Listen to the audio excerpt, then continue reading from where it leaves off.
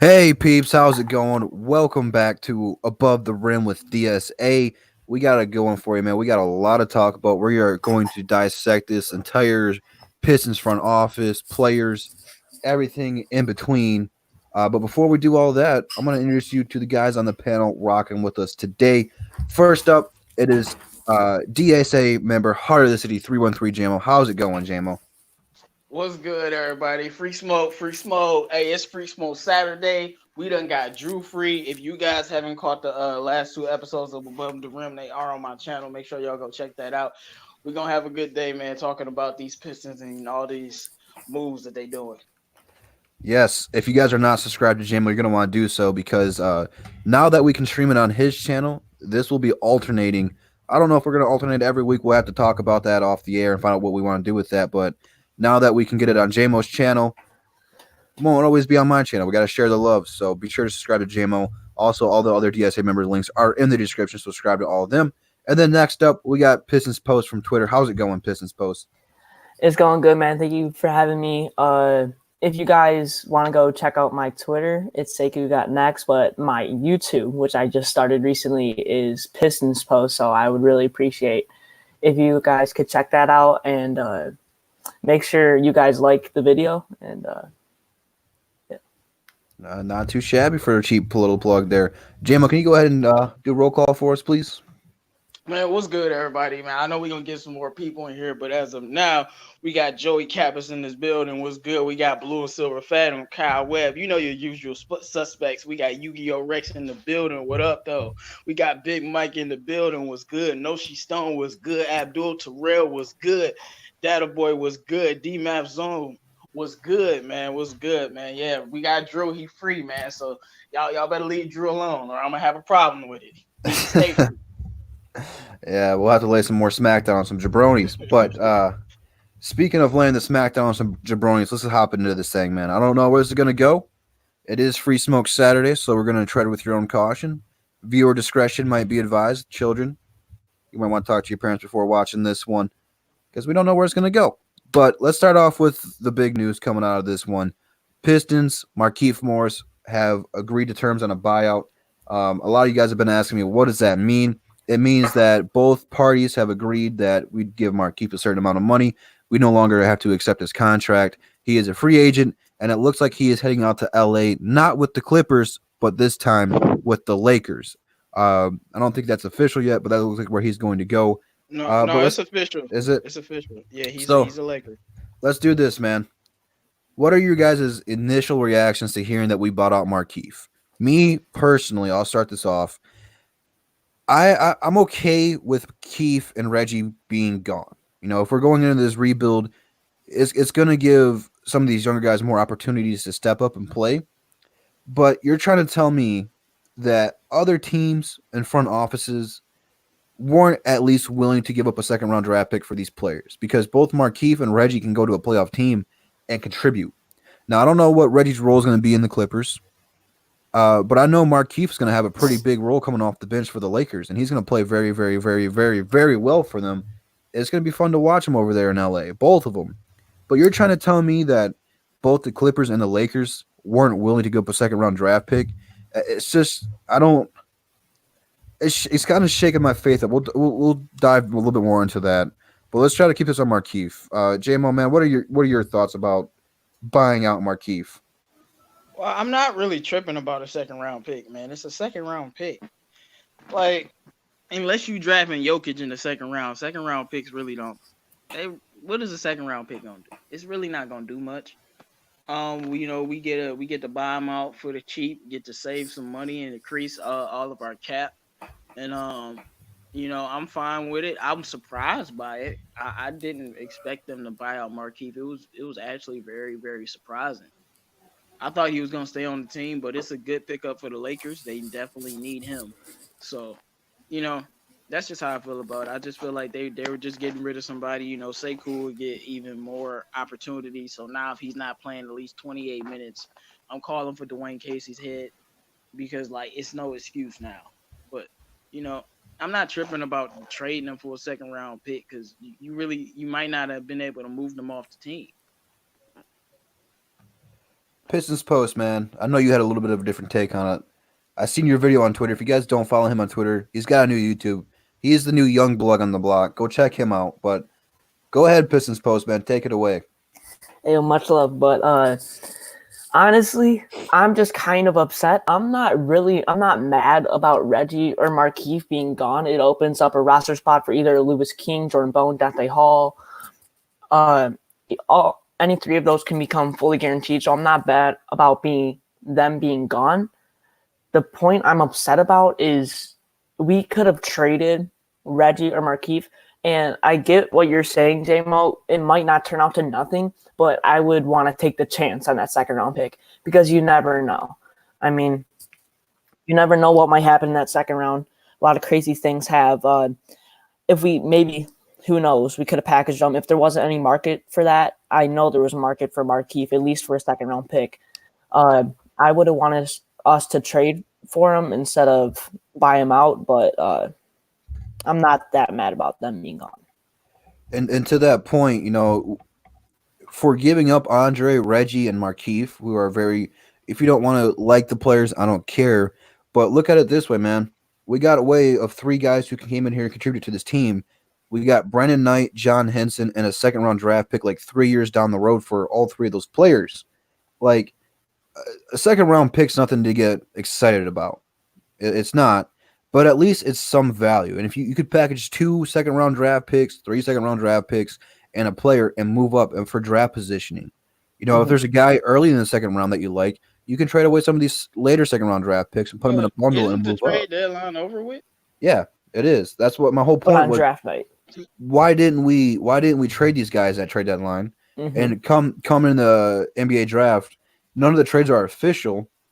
Like the team that we traded up for would have to take that player. But once the trade market opens back up, everything would go through.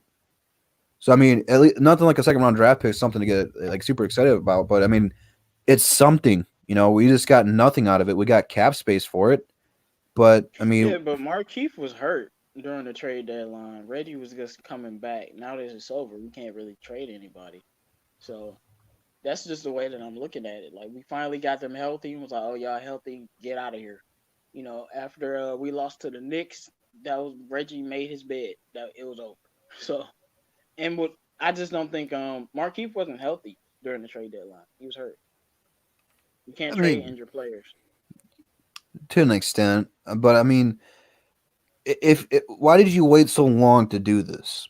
Because well before the trade deadline, I mean, no Blake Griffin.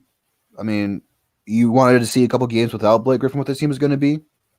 I mean, I think we waited way too long to do this if we were going to do this thing. Because through multiple points throughout the season, some of these players had some trade value.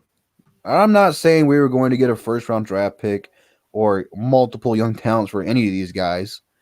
We waited way too long to where no team was willing to give up anything. And it just shows me that this front office right now doesn't know what they're doing right now. I don't know about that because we were still trying to make the playoffs. I feel like the last 2 weeks, I know we just had All-Star break, but I'm talking about the last 2-3 weeks of game plays when our office realized, okay, yeah, we're trash. We're not making the playoffs. Let's blow it up.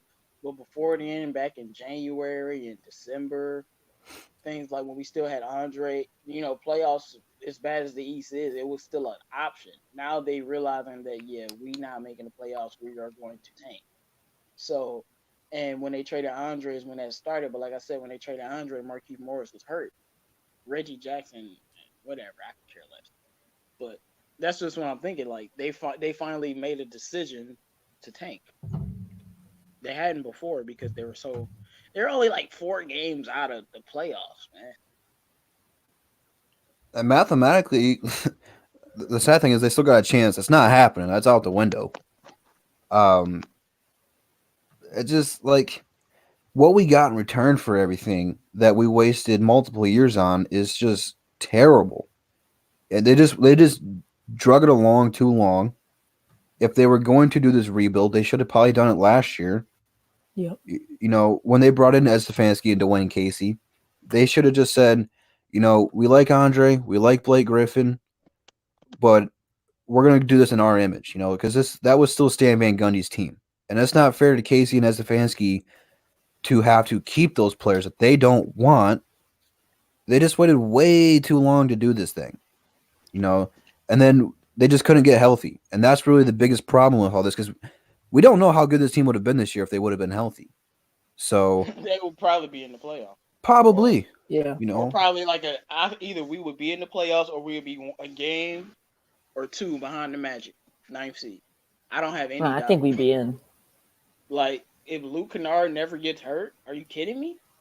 If Blake Griffin is the same guy from last year, no, we would have made the playoffs. But thing with the problem is, you could get more from Luke Kennard than you can get for Andre Drummond, and that's I think the problem. Andre Drummond, leading rebounder, whatever, greatest rebounder of the generation, 17, 18, and he has been an all-star. But if we were to trade Luke, you saw the package to get Luke is not something that we would have liked, but it was more than what we got for Andre. I'm only bringing that up because how did you get John Henson and Brandon Knight for Andre? You should have just traded with the Atlanta Hawks. And I listened to a podcast with some Hawks fans on there. The Hawks fans were kind of like pissed off. They're like, y'all could have just gave us Drummond. Now we got Clint Capella. We would have gave y'all more, and they would have. We probably could have got a good young player from them. So that's more of the bigger issue because they didn't know what they wanted to do. And they finally realized, Andre Drummond, he got to go. When can we get rid of Dwayne Casey? I hope it's soon, man.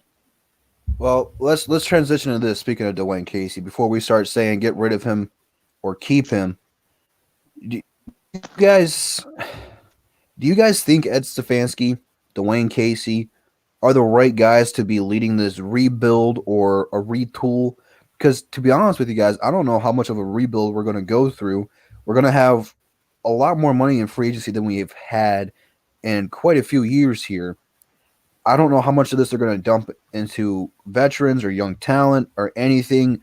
But back to the question, man, how much faith, Pistons Post, do you have in Dwayne Casey and Stefanski to lead this team in a rebuild and get them back on track?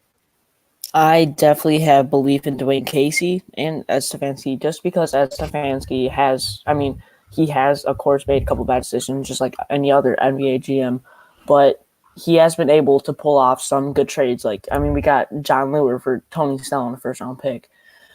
Dwayne Casey took the Raptors from worst to first. I really like Dwayne Casey. I know a lot of people don't, but I think we should keep him. I think if we're rebuilding, this is the completely right people to do it. Okay, yeah, absolutely. I think real quick, Lakers fan says thanks for giving us Morris. Hey, thank you for giving us Speed. Yeah, cash space. So I appreciate Thank you for Speed. Oh my gosh. I think it's an even trade. So yeah, we like to return favors. Yeah. Go ahead, Jim. What were you gonna say? No, Ford Mustang said never should have gone after Blake Griffin at all. He's never played a full 82-game season in his career. He's injury prone. Well, I agree we shouldn't have gone after Blake, but he did play 82 games his rookie year when he was just a freaking phenom. And then he played like 70 and 60 and started getting hurt. But no, we shouldn't have gone after him in the first place. But I'm not living in the past. We traded for Blake Griffin. Now we have to make something of it. It is what it is. But with Dwayne Casey, man, he is not a good coach. He has to go. I'm not into this waiting to rebuild thing. If we had, first of all, we're gonna have a lot of cap space. We can just literally retool, bring in a lot of vets. We could bring in some solid players, whoever the solid players on the market. We pay them, we can build a team, and then you have hopefully a healthy Blake Griffin, Luke Kennard, Derrick Rose, Fee, Sekou, Christian Wood, and then you'll have a host of good bench players and role players and 3-and-D guys that fit the system. Our team could be night and day. That's why I agree with you, and I ain't even include the draft pick. Like, we get LaMelo. Oh my gosh! we get a top 3 draft pick, I might faint. So, I don't really know how far this rebuild is gonna really go. This rebuild is not really a rebuild; it's a retool. It's basically let's gut this roster, keep our core 7 players, and then next year we'll get because I think it's only 15 players. Next year we'll get the other 8 players on the roster and see what we're gonna do. But I'm here to tell you, Dwayne Casey is not a good coach. That Raptor stuff is overrated. Nick Nurse got the Raptors looking better than Dwayne Casey ever has. So I don't like he's not a good coach at all. He's an average coach at best. And I think we've been heavily underachieving, and he just keeps getting this excuse. And I just don't like it. We need a better basketball coach. Well, I think we have to give him a shot now because, year one. What has he been doing? Hold on. Last year, a lot of fans were saying Dwayne Casey's better than Nurse. Nurse went on to win an NBA championship, but a lot of people were saying, well, Dwayne Casey helped build that team. And now a lot of people are trying to discredit for him not building that team. Now he has another opportunity here in Detroit to build Detroit the way he envisions it. Now, it's going to take him a couple years, man. This is really going into this season, starting next season, is really going to be his first look at his team. It needs to get better from after this point of buying out Markieff and ending the season. It has to get better from here on out to next season. If we don't show improvement, then we have to start saying, okay, he's not doing something right. Man, that's excuses. That's all I hear. This wasn't the Dwayne Casey team this year. Like, what? And the reason the Raptors had all that success had nothing to do with Kawhi Leonard. It had everything to do with Nick Nurse. If you go look at how many minutes Pascal Siakam was playing with Dwayne Casey, he barely saw the court. But Nick Nurse was smart enough to put him on the court. He was doing the same thing with Siakam that he's doing with Sekou now. Siakam wasn't really playing that, but go look at the minutes. He wasn't playing a lot. Nick Nurse put him out 30 minutes a game. Siakam turns into a star. Obviously, it's credit to his hard work, but it's completely different. Fred VanVleet, he gave him an opportunity to be a better player. I'll give him credit for Lowry and DeRozan, but where's DeRozan? You know what I'm saying? So, like, who? And then you had Marc Gasol, Serge Ibaka, Dwayne Casey didn't have those guys. Like, who on the core of the Raptors right now did he actually develop besides Kyle Lowry? When you look at the roster, I'll maybe give you Norman Powell. Who did he develop on the roster? Nobody but Kyle Lowry. So I think, like I said, we overrated what he's done with the Raptors, and we think he's gonna come here and do some magical stuff. I'm not trying to wait 3 years to rebuild a team when you can get a better coach that knows how to use the talent to the best of their ability and have a better team. I'm tired of these average subpar coaches, man. Go get a good coach. Who's a coach out there right now, though, Jamo, that you want to bring in here then? He's blackballed, but we could get Mark Jackson. It's plenty of coaches out there that'll be on the market, but I just want a better coach, man. Hey, I'm not going to fight you on the Mark Jackson one. His adjustments, even in game, like who has he developed? I'm not buying Fee because I told y'all what Fee was going to do when we first drafted him. Not drafted him, but traded for. I told y'all Fee was going to be a baller. I literally got a video saying he can dribble, he can shoot, he can be a point guard. I said it all. So only person I give him is Bruce Brown, but Bruce Brown hasn't gotten that much better, except for shooting the 3 ball. So I'll give him Bruce Brown, but like who has he developed? Nobody. And then the only excuse I hear is this wasn't his team and we gutted the whole roster. And only players on the team was Blake, Reggie, and Andre. Everybody else is guys that Casey wanted to bring in, besides Luke Kennard. So I'm just sick of these subpar coaches. Well, why do we need to give them time to rebuild? Go ahead, Pistons Post. What were you gonna say? Wait, what year did Dwayne Casey sign with the Raptors? 2011, I think, or 2012. I don't know, but I'm looking at it right now. 2012 to 20. All right, 2012 they were 23 and 43. 2017-18 season 59 and 23, Eastern Conference semifinals, and that's Dwayne Casey. That's what he did with the Raptors. 5 years. You think that's okay, but patience, but the patience eventually got there. Well, it took Casey so long. Is a long time. Well, it took Casey Like, so long there because they were booty. Like they were terrible. Like the only team before Casey got there that was worth anything was the Vince Carter era. like I said, 5 years to wait for a coach to build a team that's gonna get swept by LeBron James. It's just not something that I'm looking forward to at all. I think after a year or two, he's gonna be gone, and we're gonna get a better coach, and we'll be in better hands. And Pistons fans will keep saying the same thing. It's not his team and all this other crap. I'm just tired of these subpar coaches. I just really am. He gets swept by LeBron so much, and people just go, "Well, it's LeBron James." Like you can't win a game. The Pacers took him to 7 games. It just doesn't make sense when it comes to He his took them to adjustment. Eastern Conference semifinals for two years in a row, though.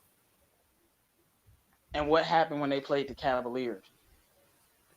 It's not just the Cavs though. They struggled against everybody. Like how many first round playoffs were they playing against a 7th or an 8th seed or whatever it was, whatever their playoff positioning was, and it like Uh, the other teams like took the first 2 games. Like the what they did they play in the bro, Miami with the oh no was no, it I remember Chicago? they played Milwaukee, and this was when Giannis was like 21, and it took them 6 games to beat a horrible Milwaukee team. Um, then they played the Wizards, and it took 7 games to beat the Wizards in the first round. I just, I don't like this, man. We got to get a better coach if we want to really be something. Well, I don't know how much of that was just strictly on Dwayne Casey because I mean he ended up benching DeRozan, their star player at the time. When it's weird calling DeRozan a star because he's really not. But I mean, at least Dwayne Casey knew that he was stinking up the court and had to bench him. Yeah, but what did that do? Cause them to win more games? No. I mean, he was trying to do something. He needed to change it up. I mean, I've never been a fan of DeRozan, but I mean, you're trying to say with a if now this is the huge if we got to the playoffs with a healthy Blake Griffin with Dwayne Casey coaching that we wouldn't win at least 1 or 2 games. I mean, if we play Milwaukee, no, Well, that's and fair. that's my problem. But And with the to healthy me, Blake us Griffin making though, the we wouldn't be playing playoffs, Milwaukee. I don't know about that. To me, making the playoff, it'll be more on the players because it's about his adjustments, especially in the playoffs, and even in a lot of games, a lot of swing games that we've lost. Wayne Casey's just doing stuff that's just very questionable. But yeah, I'm not buying that we wouldn't be. We probably would be an eighth seed. It's the Pistons, man. Like we probably would be an eighth seed, and if we were a seventh seed, then we facing Toronto. I Uh, mean, maybe we win a game. Real quick, I'm going to address Mr. Luke G's field review. He said, "Could Tom Izzo help the Pistons if he leaves MSU?" Right now, there's kind of a sour taste in my mouth watching what the Cavs did to Beeline. I just, Yeah. like What?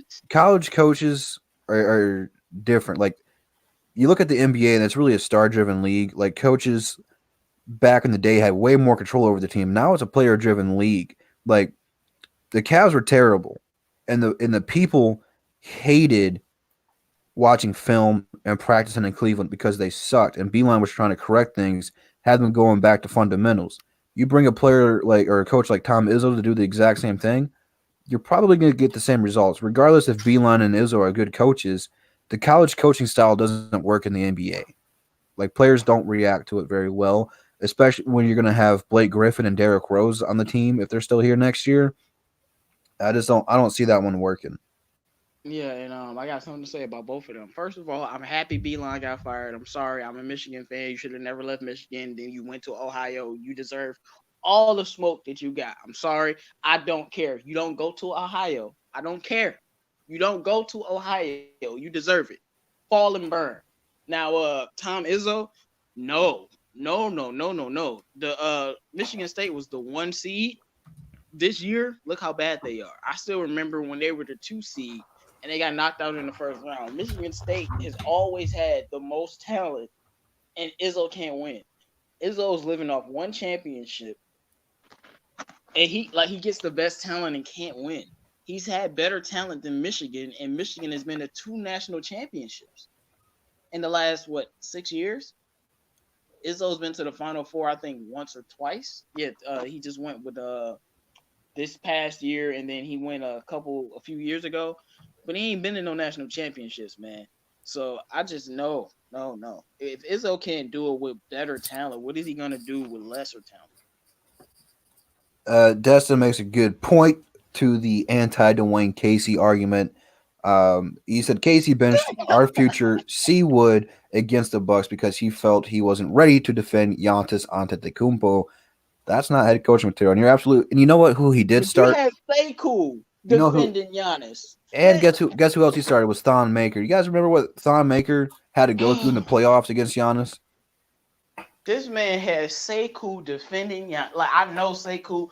Like I was talking to some of my guys. They like, well, yeah, he defended LeBron, he defended Kawhi, he defended Paul George. Yeah, he can defend them. He can't defend a 6'11" guy that's 250 and the best player in the league. What? Nobody can defend him. You gonna put Sekou on Giannis? Like what?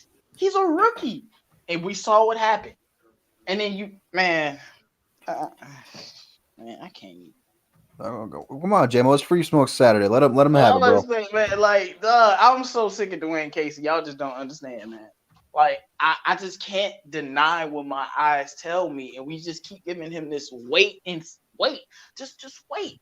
He's gonna get us together for a second round exit.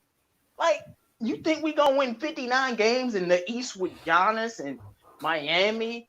Don't know what Philly gonna do, but Toronto is not going anywhere as long as Siakam is there. And then you got Indiana, who's always good. You got Boston. We're not gonna win no 59 games. They won 59 games because the East was cupcakes. East ain't cupcakes no more. At least the top 6 seeds. You look at the top 6 seeds in the East and the West, the records are similar. It's the bottom 2 seeds that's different. But man, I just can't, man. I get it, man. It's frustrating, man. It absolutely is frustrating. While we're talking buyouts, before we carry on too much and talk some more stuff, real quick, is there anybody else on this team you guys want to buy out? I know a lot of people want us to free Derrick Rose, but he actually had trade value. Teams would have traded for him. But, I mean, outside of Derrick Rose, is there anybody else on this team that you think that we will buy out, Pistons Post? There's a slight chance, I think, maybe Langston Galloway. I don't think we're buying out Derrick Rose. I mean, I think veteran leadership is fairly important in a team, and Derrick Rose brings that to the table. But I feel like the only person they would have a slight chance buying out would be Langston Galloway. How about you, Jim? I think there's anyone else we're going to buy out? On Derrick Rose, I don't think he's going anywhere. And this has everything to do with Derrick Rose. He doesn't want to leave here because it's close to home, it's close to his family. He's not going to go anywhere unless we forcibly trade him. And I know y'all remember earlier, the thing was Derrick Rose not going to be traded unless he asks to be traded. And he's not going to ask to be traded even next year. He'll probably just play on his contract. Now, we need to give Brandon Knight extra money just so he can leave. Be like, no, we give you an extra $20,000 so you can leave. Like, get him off this team right now. Man. You just said give him an extra $20 to get him off the team. No, I said an extra $20,000. That's what I thought you said $20. Please get him off the team, please. Langston Galloway, I agree with that. Get him off the team. And like I said, we're not gonna buy out Tony Snell, but Tony Snell should never see the court for the rest of the season. He should be on the bench. Yeah, he should. I mean, I feel like we could have packaged some of these guys and got something out of it. Yes, that's what I'm saying. You could have packaged Tony Snell, Markieff, Andre, and Reggie and got like a first and 2 seconds in the player. You could have got something good. Be like, we'll give you all 4 of these guys. Just give us a first round pick, a couple seconds, one of your role players. And instead, we got butt cheeks in return. And not good butt cheeks. Not Kim Kardashian butt cheeks.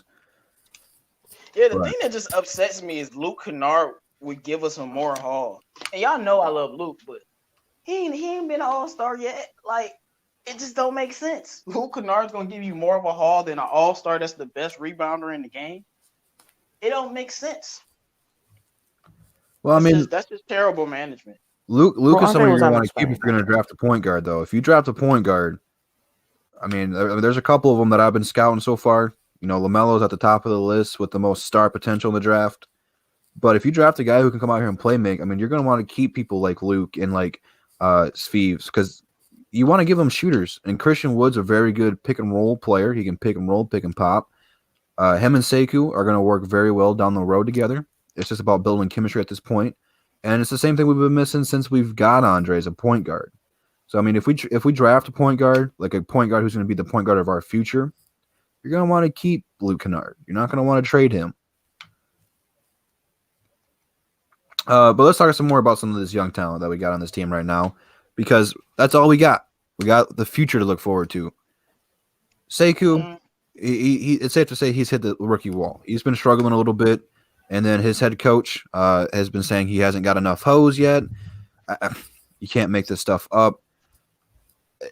Besides opportunity, what do the Pistons and Sekou need to do to get him over this rookie wall, JMO?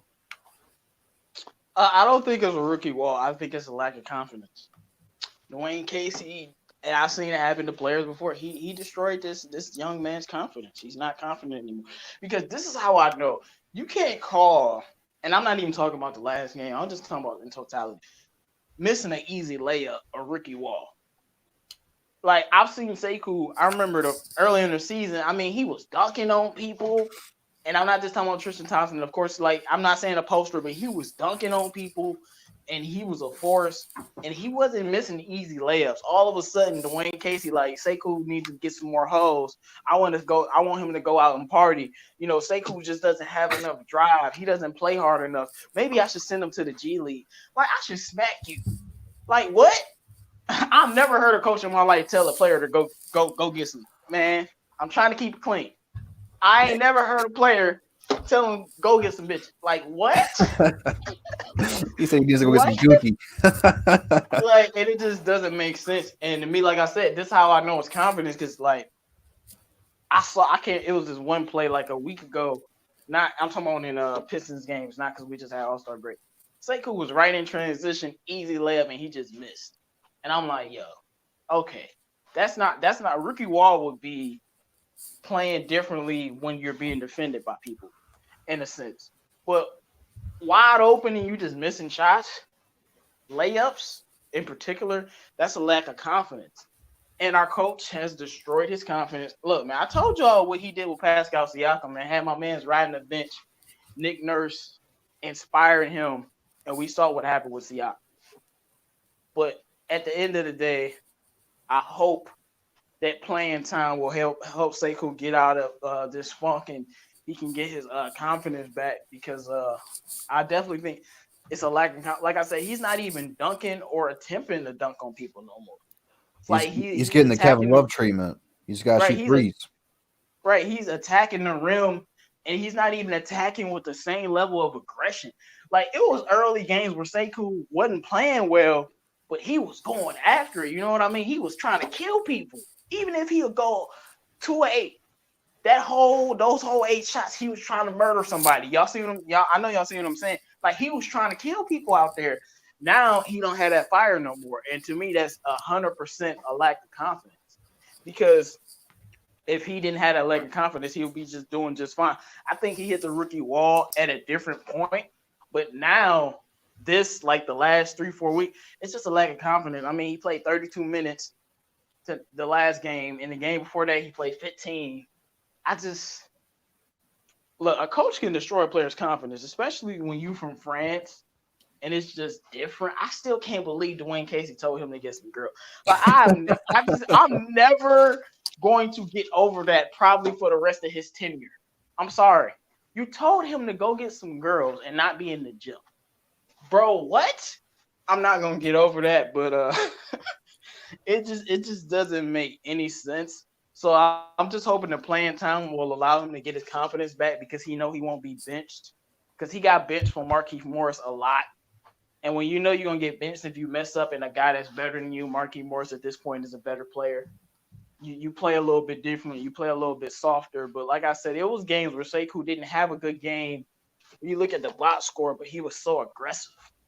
So, and I just don't see that no more. And it's all about a lack of confidence. When your coach is bashing you in the media multiple times, not once, not twice, but 3, 4 times, and then he gives you 15 minutes in the game, how do you think that you gonna feel? Not very good. You know, Exactly. I think part of it is, get him involved in the offense earlier. Stop Stop what having this dude ain't Luke Kennard. Why? I'm sorry to interrupt you. He not Luke Kennard. Why is he shooting threes? I right. know he can shoot. Why is he on the wing shooting threes like he Luke Kennard or Speed? Mm-hmm. And some of them are pretty far back there. Like he's pulling up from like Splash Bros range. Like it's not even like he's on the line sometimes. Like maybe he needs to go back to playing the three. Maybe there's too many mismatches at the four. He can play the three and the four. But if you're gonna start Thonmaker and Christian Wood, put him in there at the three, man. Put Tony Snell on the bench for right now. And maybe that would be Who something to give suggested him. him playing the three? You. That's his natural position. He's not a freaking power forward. Bravo, man. You there? What's up? Can you guys hear me? Oh yeah, you're loud and clear. Mhm. That's Big 10-4. Oh, that's nice. I'm not He sure said how 10-4. it's gonna work. I'm using a Wi-Fi at a hotel. Well, why don't we get your thoughts on this real quick in case it goes out? What do you Yeah, think we need to do with Sekou to get him over this rookie wall he's hit? Sekou Doumbouya. Yes, sir. That's a good question, man. I'm actually was very high on Sekou, but the way I see him playing and people are criticizing him doesn't make any sense for me. So I think we need to just take it slow with the guy. We have to limit our expectations for this year. He is averaging 6 to 7 or 8 points. That's I'd be happy with on the first year. The guy needs to work out in the off season and work on his dribbling and ball handling and even like just overall taking over scoring opportunities, finishing in the lane. But the guy is really like he is our future, so we need to just take it slow with Sekou. I think what he shows flashes initially, I really like, but the key thing in here, fans, man, the fans and the organization need to just pump the brakes on Sekou. Don't just go crazy like that on him. I've seen like comments on Facebook talking bad about Sekou already. Come on, man. He's 19. He just turned 19. Just judge him by the time when he's a Bruce Brown age. When he's 23, when he's 22. Bruce Brown is just changing to 23 or 24 this year. He's not even in the conversation of like 20-year-old yet. So why are we even rushing this guy? He showed already like what he can do, and I'm happy with it. So he just needs to work out in the off season, and that's it. And I think it's just gonna come with time. Give him confidence, get him some easy buckets. We got Nomus J in the building. How's it going, No? Hey, what's up, everybody? So I'm gonna throw this one to you What's up, before I everybody? throw it over to Pistons Post real quick. We're just gonna throw you right in the fire, man. What do you think the Pistons and Sekou need to do to get him over this rookie wall he's hit?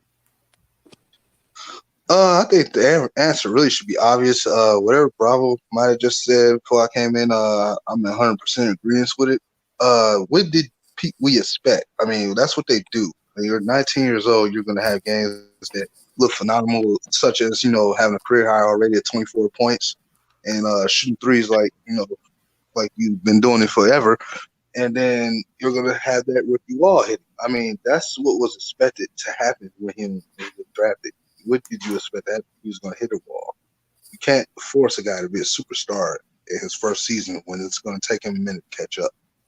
And, that's just what happens in all sports. It's not just for basketball. It's every team, every organization, every other sport. It was only expected to happen. The best way for them to handle it is just to give him bits and crumbs, maybe even the moment, get him to understand that it's not like to hurt him, maybe the moment from time to time, and just give him minutes when they feel necessary need. Put him out there on simple assignments that he can handle until again to let him know that it's just a grooming process. I mean, at some point, after everything we've been doing, it should say what this has meant. You know what I mean? And Yeah. for the off season, I say go put yourself around guys who are in your shoes. Yeah, That's I what the don't way. think you and Nomus, you and Bravo heard what I was saying about Sekou, but I don't think it's what y'all saying. I think it's just simply it's a lack of confidence. That's what I think. I think his coach has killed his confidence because it was games where he wasn't having a good game, like when it comes to efficiency, but he still was aggressive. He still was attacking. We don't even see Sekou attempt to dunk on people. It don't matter if he dunk. Agreed. He's not even trying to do it no more.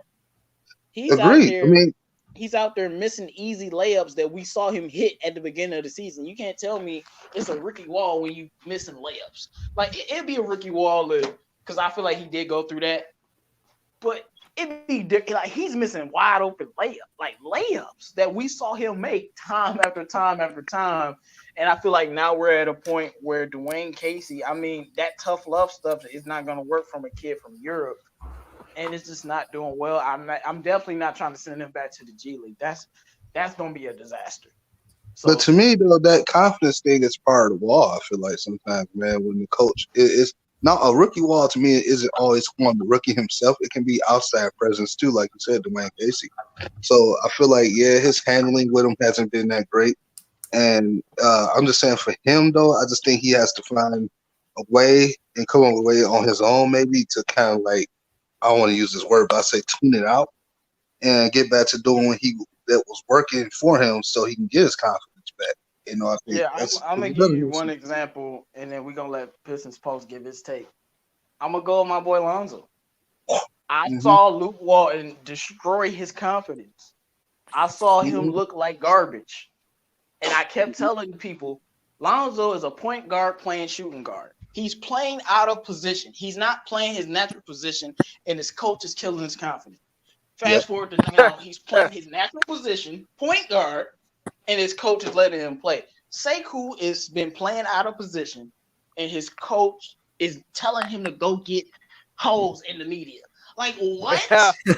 Like, and when I think about it, like, I know he has a big body, and I know he can play power forward, and I know he doesn't have the handles to be a true small forward threat. But he's a tall small forward. He's not a power forward. He's a small forward. And we've been playing him out of position, giving him a lot of horrible matchups on the defensive end. But he's a small forward, and I just think he's playing out of position on top of his own personal struggles. Because like it's some games where he's just making threes, and then we don't use him in the offense. I just don't know what happened. Real quick, before we get to Pistons Post, if you guys have not hit that like button, please hit that like button to show some love to us. It's a tough time to be not just a Pistons fan, but a Detroit fan in general. But Pistons Post, man, what do you think that the Pistons and Sekou need to do to get him over this hump? Well, Casey, yes, called him out in the media, but Casey's intentions are to increase that fire, and maybe Sekou didn't take that the right way. Some players take it differently. And Sekou obviously didn't take it the right way. It cut down his confidence. And I don't think that's completely Casey's fault. The expectations were getting really high for Sekou. Like Bravo said, I think that the league just caught up to him. He will get over this hump eventually, but I don't think it's all Casey's fault. He was just trying to increase that fire. And yes, he maybe shouldn't have said that because a lot of players take it differently. But after this All-Star break, I think he's going to get that fire back. I think him and Casey had some, probably good talks. And I think they're on the same page now. I just want to say that's one thing. I heard a little bit about that report, but did he really tell him he need to go out there and get some ladies, though? Did Yes. He really? I believe. Yes. Now this is We're not paraphrasing. making this up. No, I know in your life. I know in your life you've never heard any coach in any sport tell a player that he needs to go out and party and get some women. But yes, Dwayne Casey said that because he's an idiot. Yes. He didn't say hoes, did he? No. I believe the quote girls. was he needs to go out and he should be having the time of his life and go get some girls. He should have all the girls and stuff like that. I was Like, The most old man. You guys are twisting what he's saying. That's exactly what Drew just said. Exactly what he said. I know, but you're That's saying exactly like, what he said. he needs to go step up. Like he was just saying it's common saying. It's not like he was saying, this guy needs to go get some girls now. It's like he's just saying he should be having a good time. Like, and it looks like he's like not having fun. Yeah. He's not having fun because his coach. What you mean? And like, I'm sorry, there's no way you can try to reverse that to Casey trying to inspire him. No, I've never heard a coach say that to any player they were trying to put confidence in ever in any sport. I'm not talking about but any sport. It just doesn't make any sense. You know, if we had Will Chamberlain right now, Dwayne Casey would say he likes girls too much. But but you know the thing is, I don't want to make that segment about that. But I'm saying, like, the thing is, though, you have to understand. Casey has to understand the dude is coming to a state that he's probably not familiar with, and you know he's probably not used to being here. So of course he's probably gonna have that little homesick kind of feel, and then he's not used to the style things are ran over here. So that's probably another thing too. Man, I want him to focus on basketball, man. Right. I don't care about no girls, dog. He's Exactly. an NBA basketball player. He should be focusing on basketball. And I'm not going to, like, man, I'm going to start ranting. Let me stop, bro. Yeah. free smokes on Saturday, J-Mo. It's your time to shine, bro. I'm just saying, man. I'm like I said, I'm going to stop. Y'all go ahead because I ain't going to do it. I've been going in on it for a minute. I ain't going to do it. I mean, he's not going to have a hard time finding women. I mean, I don't know. Like Jay was like, I've never heard anything like that. It's just the dude's 19, man. He's trying to be serious and professional and not screw this up because I mean, this is the opportunity of a lifetime for him, and he's trying to come in here and work and put in the work. I mean, I don't know, man. And he does have a girlfriend, by the way. So that's that he does have a girlfriend. So yeah, Dwayne Casey is out of pocket, man. I'm sorry, he out of pocket. It was just the most old man thing to say. For real, bro. I'm like, say Dwayne Casey been in Detroit too long saying that. Like, come on, bro. I wish I knew what he was going with that one, but I really don't. I mean, this is like, you want to talk about a player being professional? That's just unprofessional of a coach to say that to a player. Like, what he does in his personal life and off the court, that's on Sekou. If he wants to go home and read a book, let him go home and read a book. Like, I don't care. As long as he comes to the gym on time and puts in the work, there shouldn't be a problem. Who cares what he does on and off the court? I don't care if he's doing politics. I don't care if he's preaching to people or if he's going to the strip club and making it rain. I don't care. Let the kid be a kid, man. Let him go out there and do what he wants to do. You know, not everyone has the same lifestyle, wants to be in that crowd, going to the club. I mean, he's only 19. He's not even allowed to drink here yet. So, I mean, I don't know. We'll have to find out where this story is going to go later on down the road.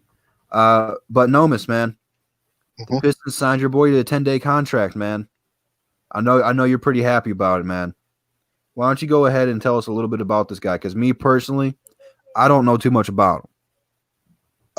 Yes. If you're talking about oh my God, how can I forget? Derek Walton Jr. Walton, bro. Come on. Man. Yeah, I know. Yeah, man. The guy is my only knock before I even get to the good things about him. My only knock about him is that he's a little bit smaller than I would like. You know, I usually like a point guard that's like, 6'2", 6'3". He's like 6 foot on the nose. However, though, he's another tough kid, man. The guy can actually ball. He's not afraid to shoot the basketball. I believe, if I'm correct, he shot 42% while he was in college, and he really was a baller during that Sweet 16, man. When Michigan won, 4 games straight. He was a big part of that, and it translated. National championship. Yep, and it translated to the NBA. He shoots 38%. He actually played real good for the Clippers too, man. Out there while he was out there with both PG-13 and Kawhi Leonard. The guy can ball, but I just think he's needing that opportunity. And as I always say, in the past, man, I wish the Pistons could have found a lot of young talents or Christian Wood type guys back in the years after we first made the playoffs a few years ago, you know what I'm saying, to help add depth to the team. It does feel kind of late that we're getting a young player to test with that can shoot the basketball already at the point guard position and do a lot of things they do because he can pass too. I just think he needs the opportunity. And the heck with the I get dunked on, and let's bring the young guys into fray. You got a team full of young players. Let's see what we can get out of him. I don't even know why he's even on a 10-day contract. I mean, it won't hurt us for him to be here the rest of the season. So we need point guard depth, obviously. So let's see what he can do. more so. But like I said, the guy has a lot of skill set. And he's tough. I mean, More than that's standard procedure, though, to sign people to 10-day contracts. So after his 10-day contract up, if they like him, they'll sign him to another one. And then afterwards, they have to sign him to the rest of the year. So if they like him, he'll get another 10-day. And then after that 10-day, so in 20 days, he'll be signed if they like him. I agree with Nomis though. I thought he would be like a fringe G League player because of his height. It had nothing to do with his talent. Derek Walton was a very, very good college player. it was a And beast. his shooting translated to the NBA. You know, he can score off the dribble. He can do everything. Basically, he's Brandon Knight, and we know he's not trash yet. Yeah, So get rid of Brandon Knight, and you have Derek Walton. Either Derek Walton's gonna be trash or he's not gonna be trash. I'm just gonna be play 100 with you. We defense. don't know. He definitely plays defense. But I mean, how Hmm. much defense can you play when you're 6 feet? Well, we got CP3, but he's an anomaly. But I do think he could help the team, and I do think he has a little bit of potential. I hope we give him some opportunity to actually see what he can do, and just get Brandon Knight off the team, please. Yeah, buy him out. Yeah, So I would like to see this guy get some opportunities with Jordan Bone. Bone Yeah. needs to get some experience. You know, it's going to take Bone probably a couple of seasons to finally figure out the NBA because, you know, he gets a lot more opportunities down in the G League. Oh. You know, these guys just need some opportunities and some experiences and just kind of get a feel for the league and how it all works. But Bravo, man, you there? Okay. All right, Pistons boss. I'll throw it over to you then. Oh, How do you feel about picking up this guy to a 10-day contract? before I say anything about that, this is not really to the Pistons, but it is some news about Detroit sports. Danny Amendola has just re-signed with the Lions on a 1-year deal. But not that. I do like taking the chance on Derek Walton. I didn't see him much in college, but I only heard good about him, so I don't know what to expect out of him. But I'm excited to see what he could do, and if he is good, then we'll sign him and see what he could do. So I'm cool with us taking a chance on him. You know, it's just all about giving the young guys opportunities. That's what it really boils down to, man. At this point in the season, you know, we don't really have much to look forward to except for evaluating this young talent. And maybe if this guy balls out for us, we re-sign him next year, depending on who we draft. I mean, it's just going to take some of these guys a couple of years. You know, maybe not this guy because he's been in the league for a minute, but people like Bone, they just got to get out there and get some chemistry with his teammates. You know, part of the reason Bone looks so good in the G League is because he played with Hall in the summer league. He played with a lot of those guys in the summer league. So when they went out to the G League, they already had a couple weeks together. So they kind of knew, you know, coming in here and playing with Thon Maker or Christian Wood, he's not really a whole lot familiar with these guys. So throwing a guy off a 10-day contract into a rotation and with people he doesn't know yet or familiar with yet, it's just going to take him some time. So maybe after that next 10-day contract, then we can really start evaluating this guy. So, like, I'm not a huge college fan, but I don't know much about him. But hopefully, this guy comes in there and balls. Bravo, are you back, man? Yeah. I don't know why the microphone was off. I'm not sure why, but I heard the question. So this guy, Derek Walton Jr., reminds me of Devin Cook, who plays for the Los Angeles Lakers. You guys remember him, right? What, Quinn Cook? Something Cook. I can't remember first name. Quinn. If you talking about Quinn Cook, I know who you. Yeah, Quinn Cook. Yeah. Yes. His style of play is very much similar to that guy. He can shoot the ball, but not as good as Cook, of course. And he can pass it. He can play defense. He's 6 foot. I believe he's 24. He's going to turn 25 this year. He's as old as Christian Wood. And so, what do I know about this guy? I know pretty much he played for the Los Angeles Clippers. I like the fact we're giving a shot for a guy from the Michigan Wolverine. So that's something that the fans would probably cheer for. What do I know about this guy? I'm not really that much high on this guy. I'm not really interested in him. I don't know why the Pistons are bringing him in. I think the reason why they're trying to bring someone from Michigan maybe and maybe someone with a little bit more experience. He can pass the ball for sure. He can shoot the ball. He can defend, but I don't think he is really of an impact player, Ben. He's only a third point guard, if not even a fourth scale point guard. So if I'm honest, I'd probably give the second point guard to Jordan Bone over him. I don't know why we're playing this guy. And I hope that the Pistons is not going to sign him after 10 days.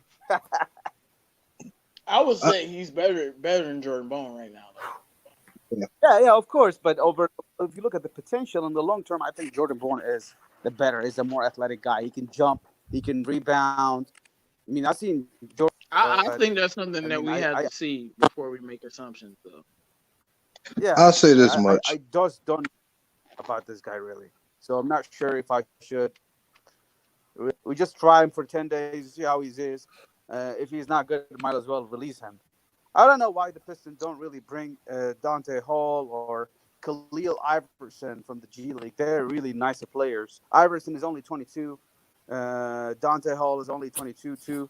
So that's what I like about them. They're young guys and they're really good players in our team in the G League. I like Dakari Allen from there also. Derek Walton has only been in the league for like 3 years. I'll go this much. Like, I'll say this. I forgot that he was in that 27. He could have been drafted in 2017, but he didn't. He went undrafted. And that was more. It's even though he hasn't been really proven yet with us, there's more reasons why I hated that trade we made for Avery Bradley, because it's like we could have had somebody like him in the second round to come out and be a point guard in development for us, and that fat dude screwed us. So it's just like it's just more reasons like that. But I'm just at that point, I'm just bitten. Well, let me ask you guys this, because I seen it on Twitter that Dwayne Casey doesn't view Bruce Brown as a point guard, but continues to play him at point guard. Y'all telling me he a good coach? Well, all right.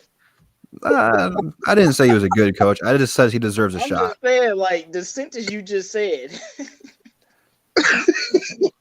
Hey, 2 negatives make a positive. I know that much. I went to school for that long. So, but I guess let me ask you guys this, man. Where do you see Bruce Brown fit into this mix? Derrick Rose still really the only point guard that we really, really have now.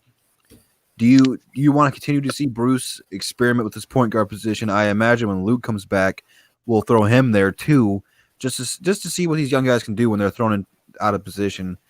Where do you guys want to do with Bruce Brown? You want to start playing more point guard, or do you want to see him go back to the shooting guard position? J-Mo, I'm going to start with you, bro. Unless he turns into Jimmy Butler, Bruce Brown is a bench player. He's not a starter. So we're going to get that out the way. The point guards or the potential point guards on this team: Derrick Rose, Kyrie Thomas, Walton, Jordan Bone, and Brandon Knight. Brandon Knight needs to be thrown away in the trash, and it needs to be burnt somewhere. Derrick Walton, we'll see what he does. Jordan Bone, we'll see what he does. Bruce Brown ain't a point guard. Bruce Brown is a shooting guard, and I think him playing out of position causes him to have a lot of turnovers. And I told y'all this before. Fee is a much better point guard than Bruce Brown. He just isn't allowed to do that. We want to use him as a specialist instead of using all his skills. And it just irks me so much when players have so many skills and you don't use them to the best of their ability. But it is what it is. Bruce, like I said, Bruce Brown is the 6-man, 7-man type guy. I would say like he's Josh Hart, but a better playmaker. But Hart's a better defender and shooter. But he's that kind of player. He's not no starter at all. He need to be playing backup shooting guard for Luke Kennard. And I'm hoping that we can get Kyrie Thomas out the G League because he's just getting his legs back. But he could be the point guard, like I said, Bone, Walton, D Rose, but he isn't a point guard. And I cannot believe you just told me Dwayne Casey said Bruce Brown isn't a point guard, but he playing him at point guard. Mm-hmm. What? I'll send you or I'll see if I can find it on Twitter and tag you on it so you can see. Wait, Oh my goodness. But yeah, that's what he said, man. Real quick, Tony, thank you for the $1.99, man. I appreciate it. Says, look at my 2 trade ideas if Griff is healthy. Send your trade ideas when we do questions, and we'll evaluate it then. Because I have to go back up to find it, and I can't see it. Oh no, But Rose and Griffin to the Hornets for Cody Zeller and Nick Stauskas. Are you crazy? What? No. What? And then his other I don't know what that what? His other one was Derrick Rose and Blake Griffin to the Bulls for Otto Porter and Feliciano. I like Otto Porter. He's a player that we need, but I feel like we trading Blake, we and Derrick Rose. We got to get a pick and a player. Yeah. All right. I'm for picks or either put players pick. no, Miss J, man. What do you want the Pistons to do with Bruce? Do you want him to continue to get these point guard touches, or do you want to see him go back to the shooting guard position? Man, he better stick his butt back to shooting guard. Because the only thing he can do is guard. I don't see he still ain't good enough on offense for me right now to rely on him as a shooting guard. I mean, as a point guard, man. It's a lot of things he needs to be able to do. Certain things he does is very Ish Smith type, and that's bad because offensively he's very inconsistent compared to Ish Smith, and that makes it bad. Like y'all remember that last video I made about that was the very last video I made actually last month against the Cavaliers, and I'm like, yeah, he had 17 points. But when it came down to those last few moments of the game, it was like the way he was moving with the ball didn't feel like a point guard. And it was costing us. And I'm like, put Mihailovic back out there. And that's the type of stuff you deal with when you deal with Bruce Brown, man. Like, he had his games where he'll play like it sometimes. I think once he develops the offensive skill set, he'll be like a hybrid scoring guard more so. But, like, you can't rely on him completely play point guard all the time, but you can substitute him at times. But that's when he'll have an offensive skill set. Right now, it's really bad to have him there, and it's not helping at all. Like, you're better off letting the young guys go out there and just make mistakes and take pressure off and get the other young guys. You know what I'm saying? That's what they need to be doing. He needs to stick to shooting guard. Well, the experiment might be to give him the point guard touches so that way when he does play the two, since he's not a great shooter, like he can at least go coast to coast with it and either attack the rim or play make. Because the other game, he had 10 boards. Again, no Drummond here. So we have a lot more opportunities to get rebounds for different players. He was able to grab 10 boards. And I think he had like 7 assists. He flirted with a triple-double the other day. And I don't think he's going to ever be a guy who's going to put up huge numbers like that. But if he can go out here and flirt with triple-doubles like that, I have no problem with it. And I have no problem with him being a tweener, being able to play the 1 or the 2. I think that we have multiple guys on this team right there who can play the 1 through 3 spot, and Luke Kennard, Bruce, and Mihailovic. All those guys are being able to learn new abilities and bring certain things to the table. You know, all 3 of those guys right there are able to, well, with the exception of Bruce, shoot, play make, pass, dribble, and do different things, and they're still learning how to do with it. So if you get a lineup with those 3 guys out there, eventually down the road, maybe 2-3 years down the road, you'll be able to have 3 guys out there who can play point guard. Maybe not to a level of like the Derrick Rose we're seeing right now, but bring just kind of a different element to this team where we haven't seen that probably in forever. Probably since the 04 Pistons where, you know, Rip came off the screens, but at times, you know, after Chauncey left, they had him and Allen Iverson playing point guard, and it didn't really work, but it was a different element to Rip's game. So, I mean, I have no problem with the Pistons adding different elements to this team. Pistons Post, man, what do you want to do with Bruce Brown? Right now, I want to move him to shooting guard just because at point guard, I don't really like the offense revolving around him because he's not really much of an offensive player. But I think down the road in a couple of years, he can move back to point guard. I think he could be kind of a hybrid. Like, you know, he can play point guard and shooting guard sometimes. A couple years down the road, I want him to go back to shooting guard now to learn offensively, and then once he develops that offensive mindset and offensive skills, then I think we can move him back to point guard for a little bit in a couple years, but not right now. Right now, I want him to learn as shooting guard. Yeah, but the thing with Bruce is he's not a playmaker. And I know you brought up the game where he almost had the triple-double. But how many plays did he actually make, and how many times did he just dump it off to Christian Wood? And that's my issue. He doesn't I think create he can make. plays. It's a difference between, like anybody can get assists. Like I watched CJ McCollum get like 9 assists last night, but he's not a playmaker. And that's the thing. Like I can't believe, but we need Blake Griffin back bad. Blake Griffin is a playmaker. Luke Kennard is a playmaker. Derrick Rose is a playmaker. They make plays for others. Bruce Brown is like, I'm going to attack the rim, and if I draw two and I'm in trouble, I'm gonna get you the ball, and hopefully you make the three.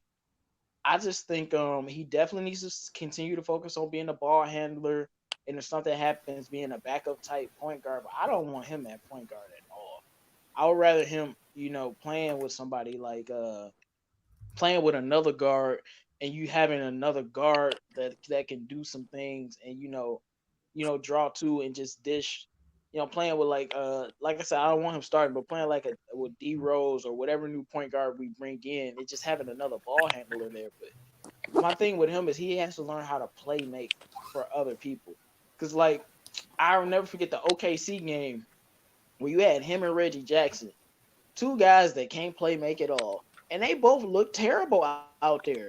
I mean, you had Bruce at the top of the key and Reggie dribbling the ball for 18 seconds and then trying to make something happen. And then there was times where you just left Christian Wood or Sekou or Thon Maker just at the top of the key to make decisions. So, I think he can definitely get better in that area, but they're gonna have to figure out something with that because Bruce Brown and point guard just don't mix. Well, you got to realize though he is a second round draft pick, so I mean he's going to take some time to develop. And like I said, he might not turn out to be a point guard.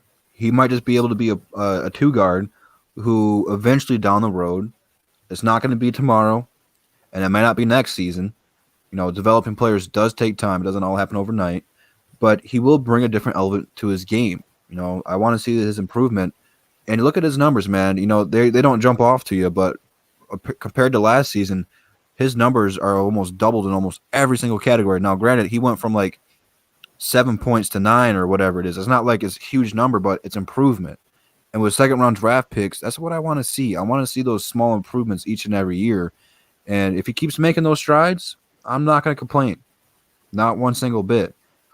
When you have a player who can play multiple positions, and he might not be a point guard one game, the next game Derrick Rose might be out. He might need to. I don't have a problem with guys adding another position to their game. One single bit. And now he's not my number one option to play point guard. That's still an option we need to fill. Just, adding another element to your game just brings contract time for him. Well, I can play point guard now too. You want to lose that? And, they might say, yeah. But to him, it's going to help him down the road in his career. That's the best thing for Bruce. And for the Pistons, adding chemistry like that is huge.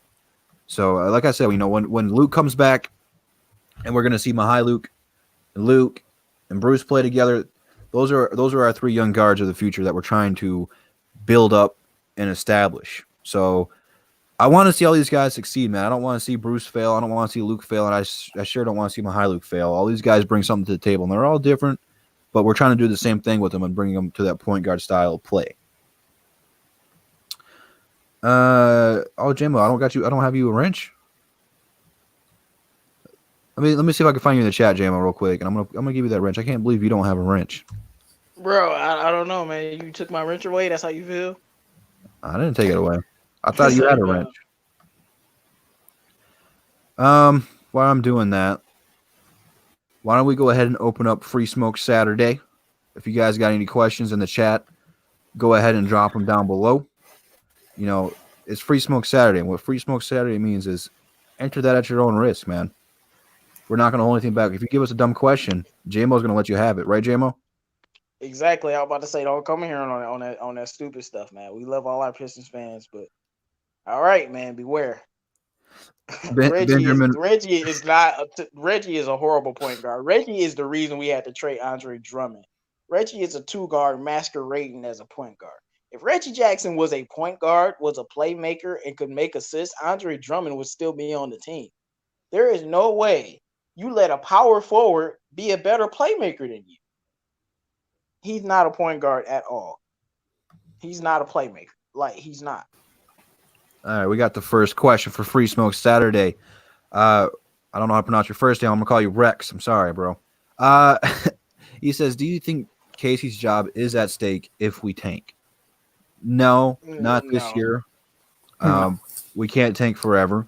He's not going to get the Brent Brown treatment where you tank for 5, 6, 7, 8 years, whatever that was, and eventually get a couple good players and keep your job. No, it's not how it's going to roll. Eventually, Tom Gores wants his team back in the playoffs. Maybe Tom Gores will sober up and really start forcing some stuff. But right now, no, he's not on the hot seat. I know we're not happy with him. I know J-Mo's not happy with him. I know a lot of you guys aren't happy with him. But for right now, he is not on the hot seat. What say you guys? Nomus, man, do you think Casey's job's at stake if we tank? Good point. How about you, Yeah, Pistons he's coach? not on the hot seat, bro. No, he's not in the hot seat. I don't think he will for probably a couple years. I don't think he should be on the hot seat, but yeah, he's definitely not on the hot seat. I don't think he will be. Can y'all hear me? I can hear you now. Oh, I was gonna say no, it's definitely not. I mean, the owner obviously was in on it. I actually also want to take that question from Bling B about I said Chris Middleton, but about Lewis King looking like Chris Middleton. Yeah, I can see that. Again, I always say about Lewis King, he was one of those players that I had a lot of. I was real up and down on. He was in college, but then when he got here, I saw the potential what he can really do, and he was very slow to start with. Like, he was not being aggressive at all. Then some way down the line, like a few months ago, he started being aggressive, and then you start seeing what comes out of it. I actually think he's one of those guys who need to keep long hold on. I actually think he could be a very good forward for us in the future. I think they need to keep him because once he starts being aggressive, the guy can do a lot of things. And, you know, I mean, and that's what we need. We need guys who can contribute on multiple levels. Be patient with him. Everybody was kind of throwing him under the river because he wasn't being aggressive. But I said, wait and see with him first.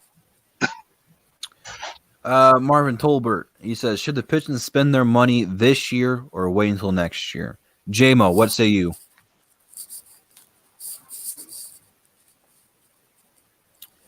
You guys are just dropping the ball with these lobs I'm handing you. Man, that's supposed to feel what Lonzo felt like in L.A.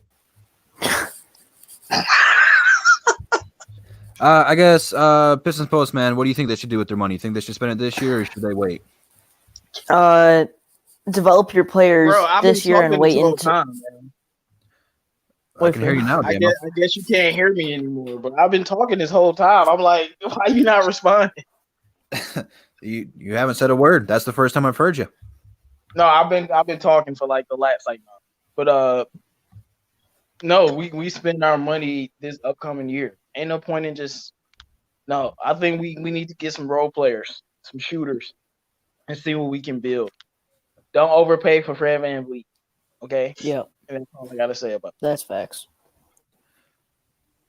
Let's see. There's so many questions in here. I'm trying to find a good one. While I'm waiting for that, Pistons Post, you can finish on what you were going to say about spending the money. Oh, I definitely think we should continue developing our players this year and then wait to spend our money next year just because the free agency class is a lot better next year than it is this year. But yeah, definitely next year I would go. Jay White says pay Wood, give him a 5-year deal. I have no problem playing Christian Wood. I think he's going to be around that 10 to 15 million mark if he keeps playing the way he's playing. And he's a solid guy to have now, man. I mean, he is the definition of what today's NBA centers should do. He's able to put people on a poster and shoot threes and rim protect. So, I mean, that's kind of the ideal thing. Blue Seal says, do you think the Pistons should draft Obi Toppin? I'm actually making a video that should either be out tomorrow or Tuesday because I got a couple draft videos coming up. And he actually reminds me a lot of Christian Wood. It's just going to depend on where we draft, man. It's just going to depend on where we draft. Bravo, he was having connection issues. He's on the road. He was trying to tough it out. But he said, what do you guys think about the Ed Stefanski interview with Isaiah Thomas? Did you all guys see what he said? I did not get to see it, Either. so I I don't. didn't see it. I don't know. Benjamin Foe, 2 questions. Should we go after Boogie Cousins? And the second one is, where are the hoes at? Well, I can tell you where the hoes at. They're here in the 810. But no, miss, man. Should we go after Boogie? Man, no, you for what? I mean, this would be the most piston thing ever to get a guy who's been basically broken for the last couple of years and can't jump anymore, but is a big name, and then you bring him in on cheap deal. Now you want to use him. Oh, okay, that's nice. I mean, they do it, but I don't think they should. You might as well stay away. If you really trying to build this franchise into now that you're in full tape mode, what would be the point in getting Boogie Cousins? You're not about to make the playoffs. It's a pointless signing. Don't even do it. Just develop the young guys. Mm-hmm. Another question, no, where the hoes at? Well, they're not with me right now, so Hello. Like, you talk about hoes and J-Mos wants to speak up. Where the hoes at, J-Mos? I was gonna say, you can ask Dwayne Casey where the hoes at. yeah. No, I saw Kyle Webb say something about getting Brandon Ingram. Can y'all stop with this Brandon Ingram stuff? Like, it's starting to piss me off. He's gonna be a Pelican. Stop it. Yeah, right there. Yeah, I'm with Jimmo, man. The Pelicans aren't going to let him go, man. He's going to be a Pelican for the next 5 years. They'll probably, I don't know if they'll throw him the max, but he's going to get pretty damn close to the max. Let's see. Randall says, what position do you think the Pistons draft for? They need to draft for a point guard, but Pistons post, man, what do you say? Point guard, don't go after Fred VanVleet. Hold off on him and draft a point guard instead of signing Fred VanVleet. You're going to overpay for him. There's no point. J-Mo, man, what position do you want the Pistons to go for? If y'all don't get a point guard this year, I'm done with y'all. Unless James Wiseman falls, because he's just too good of a talent to pass up on. But I know a lot of people are high on Obi Toppin. Haven't looked at a lot. Who knows? He could be a future All-Star. But if it's not James Wiseman, if we had 7 and James Wiseman falls, you just gotta take it. Unless you want to take Killian Hayes, but I think Killian Hayes isn't really ready for the NBA, his body type and stuff like that. But oh, you cut out, J-Mo. Yeah, you cut out. But to your point about Killian Hayes, I think the one thing he's going to struggle with is the speed of the game. Everything else, he checks out with. I just think the speed of the game is going to be what's the problem for Hayes. We definitely need a draft point guard. I almost said J-Mo. No, Miss Man, what position do you want the Pistons to go for in the draft this year? It's a very talented PG or a very talented bit G. At this point, we need a big down there that can, whereas Wiseman or somebody else that's really, really good, or what we've been needing for the last 20 years, a point guard. So that's one of those things, man, between those two. One of the reasons we're not going to bring in Boogie Push Play is he's hurt right now, man. There's no point in bringing him in right now if he's hurt. I'm not. What is he? He's got is it a torn Achilles?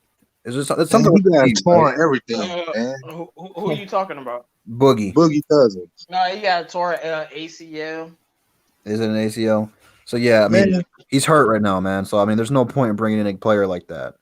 And I think I'm not about to bring DeMarcus Cousins over here. What? And once he's healthy, the Lakers are going to bring him back anyway. So you don't got to worry about it. Facts. That's facts. Lakers only let him go because it was kind of a roster move. But they definitely, when he gets healthy, if they make a championship run and he gets healthy, he's gonna be back on the team. Of course, and they're stacked, man.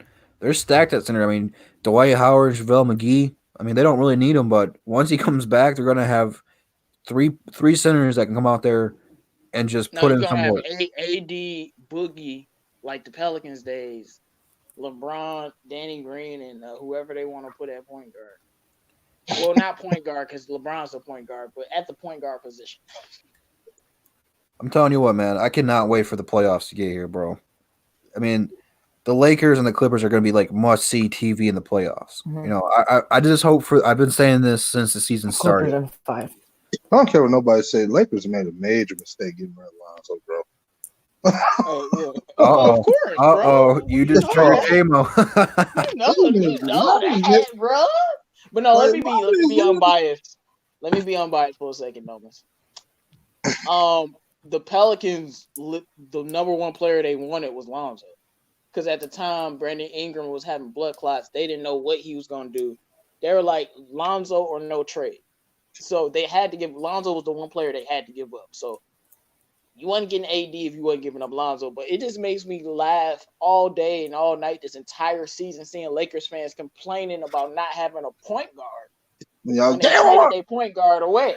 It's just hilarious to me. But no one knew that Brandon. I mean, I knew he'll be a superstar someday, but I didn't know that he was gonna do this quick. They didn't expect that. But Lonzo was the mandatory piece in the trade. But no, you shouldn't trade him away. They traded him away because Kuzma don't make enough money. I guarantee you, if Kuzma made enough money, they would have held on to Lonzo for dear life. Because you got Lonzo, LeBron, and AD. Good Lord. No, when was AD going to be a free agent? Because if that's his, I would wait. That's what I've been saying. They should have waited. You could have kept everybody. Right. It's this upcoming year, AD, but it's not a sure thing. Well, what if he stays with said team? I'm like, AD He saw wasn't gonna stay there. he was gonna run to LeBron. We all know he was. You should have had LeBron, Lonzo, Ingram, and LeBron James. It would have been a super team that everybody would have been bitter about, but it would have been homegrown. Mm-hmm. Just like the Clippers. The Clippers got a super duper ultra team, but don't nobody care because it's homegrown. All I'm saying is the Clippers don't win the championship. Y'all will laugh and stop. Y'all got like 8 players that average 20 points a game. Let me ask you guys. Let me ask the panelists real quick. J-Mo, I know you like the Lakers better than the Clippers right now, but no. I mean, what you mean? Well, I mean, that's who you were going for to start the season. But let me ask Not you no this. more. Clippers got like 30 niggas, bro. Okay. Bro, Clippers got so many 20-point scorers. If they don't win the championship, something is wrong. Well, let me ask you this, okay? Which former Piston are you pulling for the most? What do you want to see Reggie succeed the most, or do you want to see Markieff succeed the most? Oh, Markieff, because I don't like Reggie. Ugh. Garbage. What about you, Noam?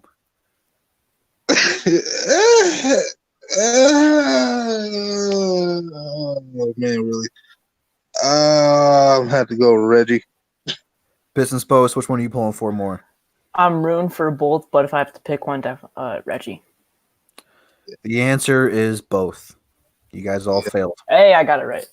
You guys all failed. I ain't rooting for neither one of them. Hey, no, I said I'm rooting for both. Yeah. I'm just waiting for this battle of LA to happen in the playoffs, man. It's gonna be must-see TV, man. I can't. I'm just waiting for Reggie to have that turnover in the big moment, and everybody on Clippers looking at like, bro, like, come on, bro, like. I mean, the Clippers they so stacked. I can't even be biased and pick the Lakers. Like, bro, you know how many players they got on that team? No, they backups could kill you. Like, bro, their backups could be like a 10th seed or a 9th seed in the East. Like, come on, man. They got a team. Like I said, they got a super duper ultra team. What I used remember in to the off season? Remember the off season when everybody was like, "How does that go work between PG-13 and Quiet being on the team?" I'm like, really? Well, they haven't really been on the floor, so it hasn't really worked. It's just they got so much firepower they win games. True. But yeah, that's a whole nother conversation. Let's before we wrap this thing up, why don't we talk a little bit of playoffs, because obviously we're not going to get any here in Detroit. I think I don't know how long it's going to be before we see a playoff game in Detroit again. It's going to be a minute. But there are some teams that nobody is talking about, especially out west. One being the Denver Nuggets, who are the 2nd seed. No one's talking about Utah, who's the 4th seed. What are some of these teams you guys like out west that you think are, I don't want to say a title contender, but some teams that can make some noise in the playoffs that no one's talking about? Well, I'm about to say I got 3 teams actually. OKC, because OKC, man, they a problem. And if they face Denver in the first round, I'm picking OKC. I think Chris Paul gonna sauce them boys. I don't want to say I don't believe in Denver, but I think Denver Jokic can't be your best player if you want to advance. It has to be Michael Porter Jr. and he's too young. But I think OKC is a real problem, man. They got a little squad over there, man, and you put them in the playoffs, I think they gonna be a serious issue for whoever the second seed is.